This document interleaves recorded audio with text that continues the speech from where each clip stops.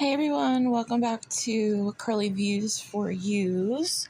We are on day 8 of Amberlynn's vlogmas. I am going to try to make this one quicker just because I am very hungry. Want some lunch. Alright guys, let's get into it. So I'm finally wearing my Capricorn necklace. I love it so much. So if you guys don't know anything about me, I do prefer a shorter necklace. So I always wear it the shortest it can go because I just don't like a long necklace. I don't really know. Does Amberlynn think that she does not tell her audience these things already? Like these are not already, part of the pantry of her life story? Is she really that one-sided that is who you meet? Is, the person who talks about what type of foundation they wear, the stickiness of the e.l.f. Like what it is. I just think necklaces look better like on me when they're closer to the neck.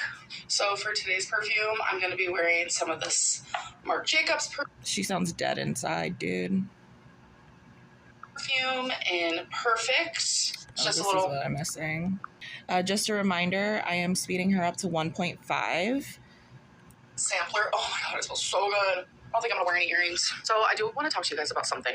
And I know people are going to get very upset with this decision. I am fully aware of that. But I think I need to do what is best for my mental health. And I'm doing that in several different areas of my life right now, even if it is hard. And I think ultimately, sometimes there is like just this one moment. She literally doesn't do anything long enough to reap any type of result. That's really wild to continue to try, quote unquote, try. And always remain in the same area.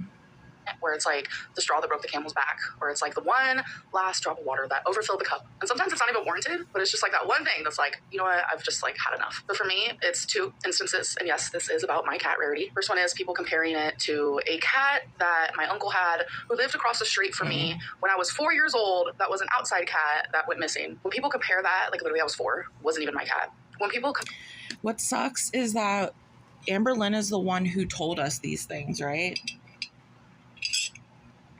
And she gets so twisted and she doesn't remember, what story she told because she probably makes these things up, right there. I don't think she's like, maybe that's what she puts in her journals is other, dimensions, what have you, of information.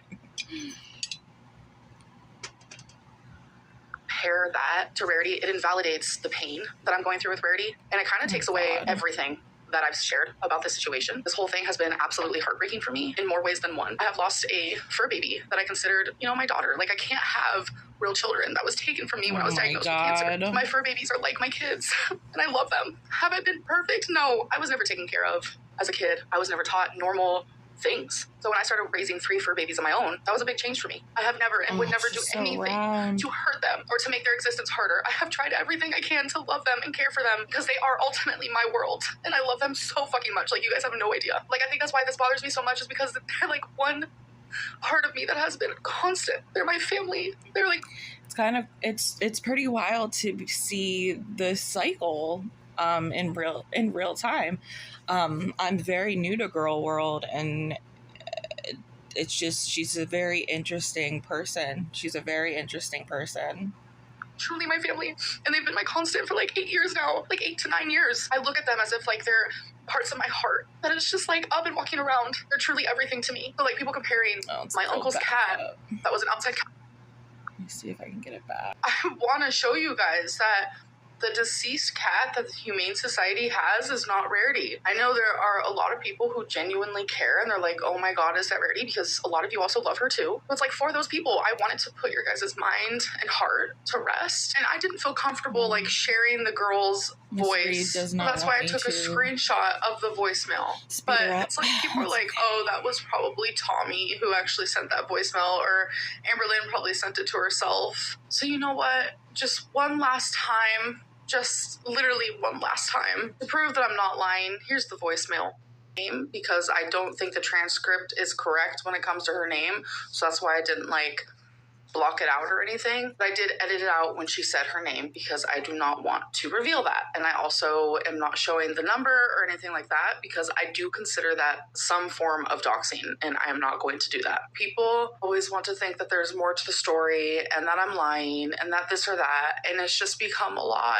It has. But what I am deciding to do for my mental health, she does seem really tired. I don't know what this announcement's gonna be, because I'm trying to avoid, I try to avoid YouTube at the start of the day, or at least get my video done, and then I can go onto YouTube, because I don't want to be tainted by anybody else's comedic gold with this woman. because I am no longer going to be talking about Rarity at all. But I can promise those who love her that if she is found, I will tell you. But till then, I'm done talking about her because I just want her back. And to have to why would she acknowledge the voicemail and not the alleged she was lost during the Eilish experience? every day defend myself is just exhausting. I'm done defending myself. Just tell the I feel truth. defeated and I feel exhausted, and it's not good for my mental health. Vlogmas has been depressing because I have been depressed. I'm literally going through a lot right now. Yep. Rarity is at the forefront of my mind, but there are other things in my life. I don't want to say anything personal, but things with my dad, my brother, and yes, my foster mom passed away, and that's hard. She ultimately changed my last 2 years of high school. She became a foster parent specifically for me and my brother. I loved her dearly. If it wasn't for her, I don't know. Well, you're fucking embarrassing her, so I hope you can change that. I might put her in an angel get up or something. No, I graduated high school and I was able to experience college. Did I graduate? No. I ended up moving across the country and realizing criminal justice was not for me. What does this have to do with the loss of the loved one? What does this have to do with the loss of the loved one?